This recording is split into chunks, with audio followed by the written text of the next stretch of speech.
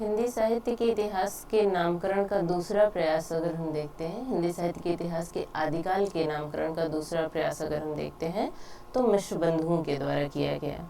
उन्होंने आदिकाल का नामकरण आरंभिक काल दिया, अर्थात हिंदी साहित्य के इतिहास का जो प्रथम काल है उसका नामकरण मिश्र बंधुओं के द्वारा आरंभिक काल के रूप में दिया गया। वो आरंभिक काल को दो भाग में बांट करके देखते हैं, पूर्व आरंभिक काल और उत्तर आरंभिक काल। पूर्व आरंभिक काल का समय वो 700 विक्रम संवत से 1300 विक्रम संवत तक मानते हैं और उत्तर आरंभिक काल का समय 1300 विक्रम संवत से 1444 विक्रम संवत तक मानते हैं। तो हम देख रहे हैं कि ये 700 विक्रम संवत से लेकर 1444 विक्रम संवत तक एक लंबी समय अवधि को आदिकाल की समय सीमा मानते हैं और जिसे ये पूर्व आरंभिक काल और उत्तर आरंभिक काल के रूप में देखते हैं।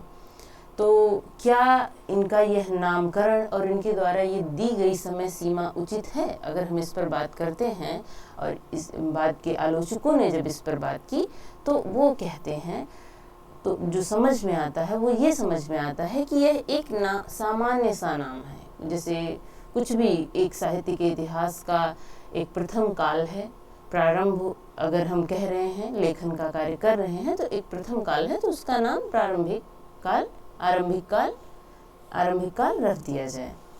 इससे किसी साहित्यिक परंपरा की प्रतीति नहीं होती है। ऐसा नहीं लगता कि कोई साहित्यिक परंपरा प्रारंभ हो रही है। ऐसा लगता है कि जैसे बस एक कुछ शुरुआत हो रही है। इसका कोई ना तो प्रामाणिक आधार देखने को मिलता है और ना ही इससे कि किसी परंपरा की हम देखते हैं कि साहित्यिक परंपरा का भी कोई प्रमाण नहीं मिलता है। ऐसा लगता है कि जैसे ये परंपरा कहीं से टूटी हुई है, कुछ विच्छेदित सा हुआ है, कुछ नया प्रारंभ हो रहा है। जबकि हम देखते हैं कि हिंदी साहित्य के इतिहास का जो आदिकाल है वो अचानक से नहीं प्रारंभ हो रहा है। वो तो संस्कृत प्राकृत अपभ्रंश से चली आ रही एक समृद्ध साहित्यिक परंपरा का अगला चरण है। अगर हम देखते हैं तो एक अगले चरण के रूप में है, उस परंपरा के क्रमिक विकास के रूप में देखने को मिलता है। तो क्या इसका नाम आरंभिक काल किया जाना उचित है? शायद नहीं, इसीलिए यह नाम इतना स्वीकृत नहीं हुआ।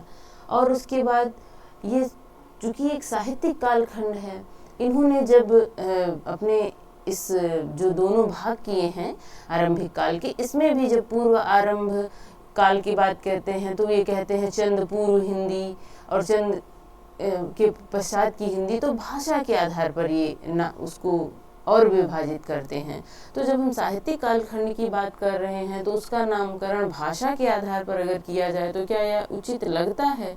शायद नहीं लगता है, इसीलिए यह इतना स्वीकृत नहीं हुआ और नामकरण का भी ये कोई प्रामाणिक आधार नहीं प्रस्तुत कर पाए कि अगर हम ये प्रारंभिक काल या आरंभिक काल अगर नाम दे रहे हैं तो उसके पीछे ये कुछ प्रमाण हैं, ये कुछ आधार हैं जिसके आधार पर दे रहे हैं। तो ऐसा कोई जो है इनके द्वारा ऐसा कोई प्रयास या कोई प्रमाण देखने को नहीं मिलता है। इसलिए मिश्र बंधुओं द्वारा किया गया नामकरण आरंभिक काल भी उतना उचित और उतना तर्कसंगत नहीं प्रतीत होता है। हालांकि चूंकि ये प्रारंभिक प्रयास हैं, ये नामकरण के और सीमांकन के प्रारंभिक प्रयास हैं, तो इसलिए जो है इन सब का जो है अपने आप में एक महत्वपूर्ण रोल है, अपने आप में इनकी एक महत्वपूर्ण भूमिका है।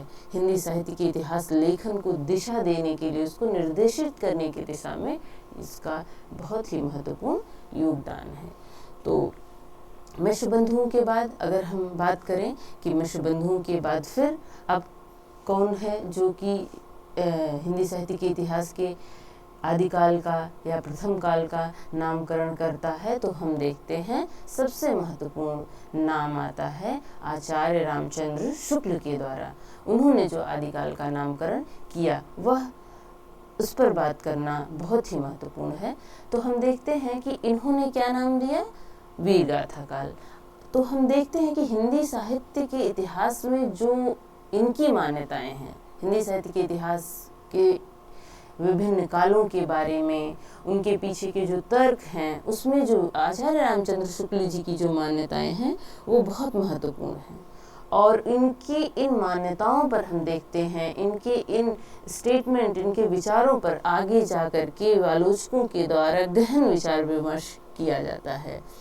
जब इन्होंने इतिहास लेखन किया तो इन्होंने जो भी उपलब्ध सामग्री थी उसका अध्ययन किया, उसके आधार पर इन्होंने अपनी मान्यताएं स्थापित की। हालांकि बाद में अन्य जो आलोचक हुए, हिंदी साहित्य के इतिहास के अन्य जो इतिहासकार हुए, उन्होंने इनकी मान्यताओं का खंडन भी किया, परंतु इन्होंने जो स्थापनाएं की वो आगे के आलोचकों को दिशा देने की दिशा में बड़ी ही महत्वपूर्ण हमें दिखाई देती हैं। तो इन्होंने क्या किया, इन्होंने हिंदी साहित्य के इतिहास के प्रथम काल को, जिसे कि आदिकाल के नाम से हम लोग प्रचलित रूप में जानते हैं, उसका नाम आचार्य रामचंद्र शुक्ल ने वीर गाथा काल कहा, वीर गाथा काल दिया। क्या? वीर गाथा काल, जिसकी समय सीमा उन्होंने 1050 से 1375 विक्रम संवत तक मानी।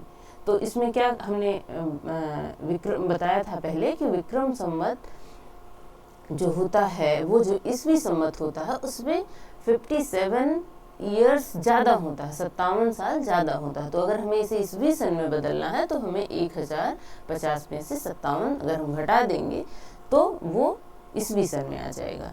तो इसका समय जो उन्होंने माना विक्रम संवत 1050 से 1375 विक्रम संवत तक माना।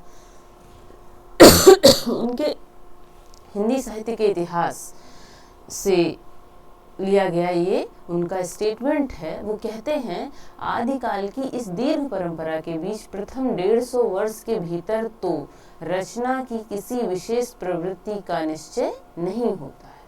तो आदिकाल की एक लंबी परंपरा है जिसमें वो कहते हैं कि 150 वर्षों के भीतर कोई विशेष प्रवृत्ति की रचना देखने को नहीं मिलती है।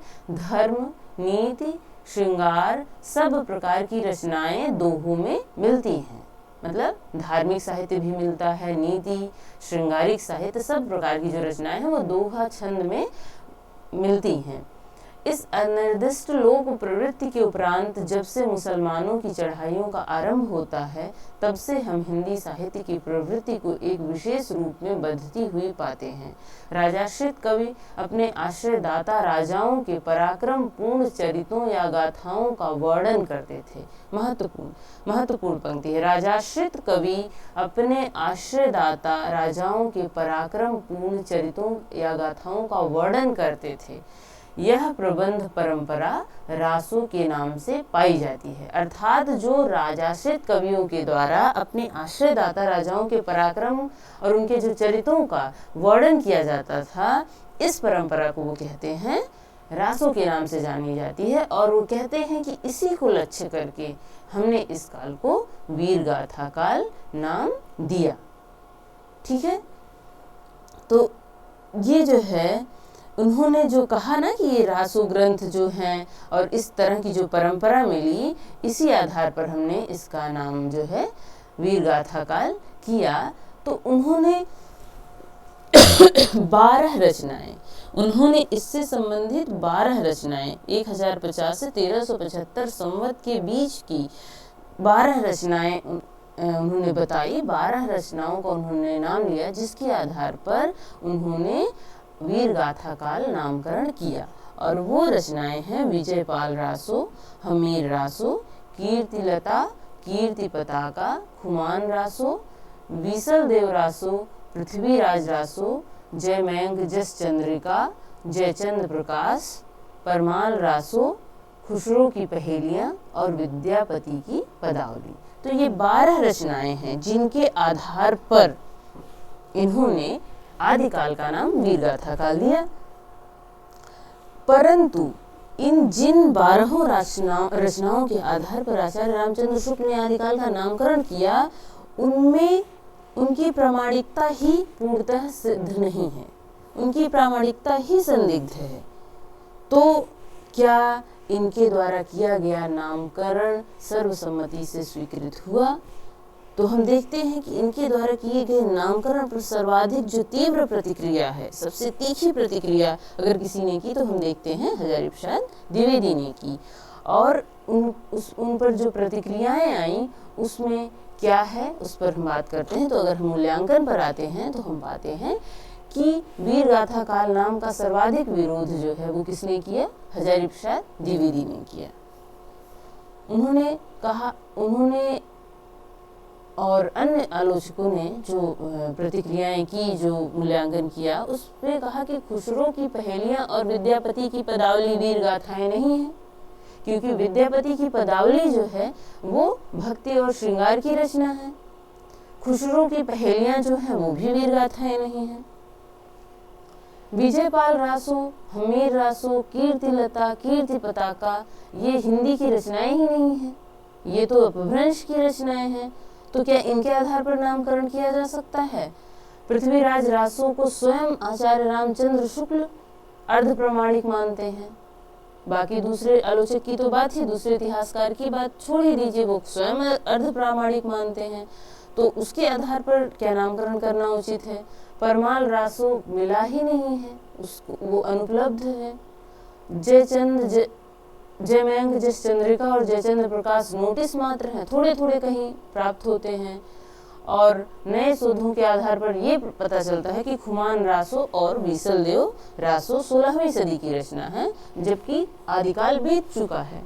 तो इन रचनाओं के आधार पर क्या नामकरण जो किया गया वो सार्थक है, वो उचित है? और आगे कुछ पॉइंट्स हैं। महत्वपूर्ण श्रृंगारिक लौकिक साहित्य को फुटकल की श्रेणी में डाल दिया है इन्होंने। तो और एक सेकेंड,